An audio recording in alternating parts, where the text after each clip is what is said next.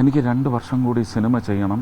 ആ പണത്തിന് വേണ്ടി എൻ്റെ കുടുംബം കാത്തിരിക്കുന്നുണ്ട്, അല്ലാതെ കുറച്ച് പേര് കാത്തിരിക്കുന്നുണ്ട്. അതൊന്നുമല്ല ഇവിടെ വിഷയം. അതെൻ്റെ ഹൃദയ നേർച്ചയാണ്, എൻ്റെ കുടുംബത്തിൻ്റെ നേർച്ചയാണ്. എൻ്റെ ത്രാണിക്കനുസരിച്ച് ഞാനത് ചെയ്തിട്ടുണ്ട്, ഏതൊരു വിശ്വാസിയും ചെയ്യുന്നത് പോലെ. പിന്നെ കുറച്ചധികമായിട്ട് ചെയ്തത് എന്താണെന്ന് ചോദിച്ചാൽ അത് വികാരി അച്ഛനോട് പറഞ്ഞിട്ടുണ്ട്. പറഞ്ഞതിന് മേലെ എനിക്ക് ചെയ്യാൻ സാധിച്ചു എന്നുള്ളത് മാതാവിനറിയാം. തൃശ്ശൂരിനൊരു കേന്ദ്രമന്ത്രി കിട്ടി. അയ്യോ, അതിനല്ലല്ലോ ഇലക്ഷൻ, അതിനല്ലല്ലോ.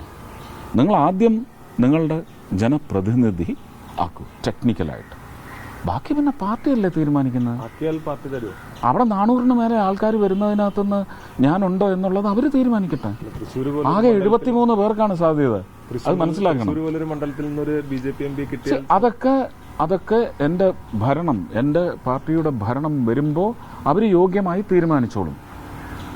ഞാനത് മറ്റൊരാൾക്ക് വിട്ടുകൊടുത്താൽ നിങ്ങൾക്ക് വല്ല വിഷമമുണ്ടോ? പാർട്ടി പറഞ്ഞാൽ എന്ത് ചുമതല ഏറ്റെടുക്കില്ല? എനിക്ക് 2 വർഷം കൂടി സിനിമ ചെയ്യണം. ആ പണത്തിന് വേണ്ടി എൻ്റെ കുടുംബം കാത്തിരിക്കുന്നുണ്ട്, അല്ലാതെ കുറച്ച് പേര് കാത്തിരിക്കുന്നുണ്ട്.